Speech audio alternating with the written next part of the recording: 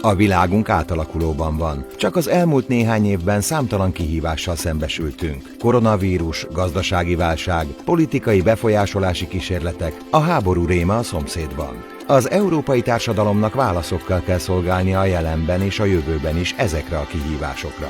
Vajon megtarthatja-e helyét a világban az öreg kontinens? A választ az EU kohéziós politikája adja.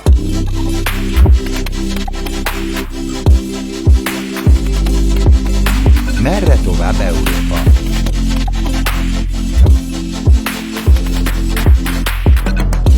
Az Európai Unió előtt számos megoldandó kérdés áll. A legaktuálisabb a koronavírus és a járvány okozta gazdasági és társadalmi károk helyreállítása. Korábban láthattuk, hogy az innovációba fektetett eurómilliárdok megtérültek, hiszen elsőként európai kötődésű cégeknek sikerült kifejleszteni a védelmet nyújtó vakcinákat.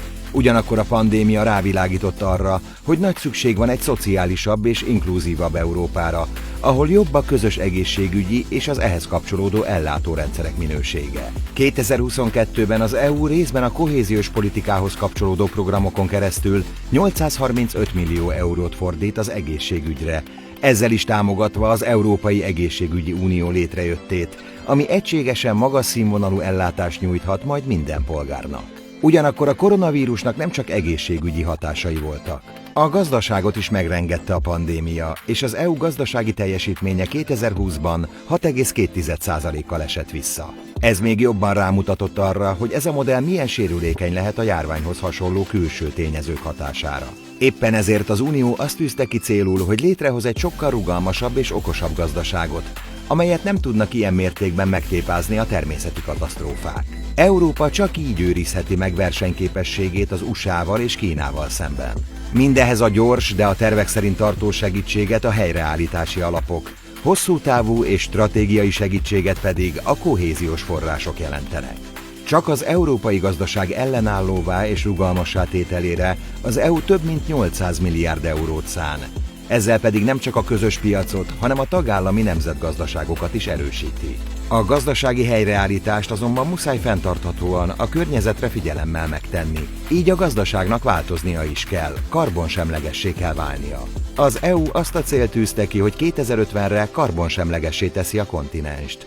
Erre 600 milliárd eurót szánnak. A karbonsemleges Európa eléréséhez csökkenteni kell a károsanyag kibocsátást. Az EU többek közt ezt úgy fogja elérni, hogy a közösségi közlekedést zöldebbé teszi. Ez nem azt jelenti, hogy egyszerűen kivonja a forgalomból a szén-dioxidot kibocsátó járműveket, hanem azt, hogy modernizálja őket. Továbbfejlesztik a transzeurópai közlekedési hálózatot, és az azon való közlekedés sokkal gyorsabb lesz.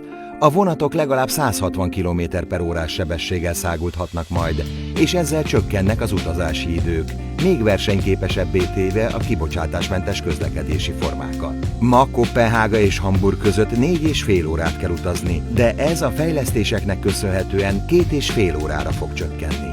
2040-re pedig el kell készülnie például a Budapest-Bukarest gyorsvasútnak is, amivel a két kelet-közép-európai főváros végre közvetlen és gyors kapcsolatba kerülhet egymással. De a következő évtizedben fejlesztéseinek köszönhetően még gyorsabban, még környezetkímélőbben juthatunk majd el Bécsbe, Pozsonyba, Prágába vagy Varsóba is. Felmerül a kérdés, hogy mi lesz a kohéziós politikával, ha már a tagállamok fejlődése elér egy közös szintet. Akármennyire is furcsán hangzik, a kohéziós politika célja, hogy ne legyen szükség a kohéziós politikára. Eljöhet az a pillanat, amikor az Európai Unió egységessége közel teljes lesz, és nem lesz kérdés, hogy délen, északon, keleten vagy nyugaton élünk. Ekkor gazdasági és társadalmi értelemben megszűnnek a különbségek, és maga az Unió is sokkal közelebb lesz hozzánk, polgárokhoz.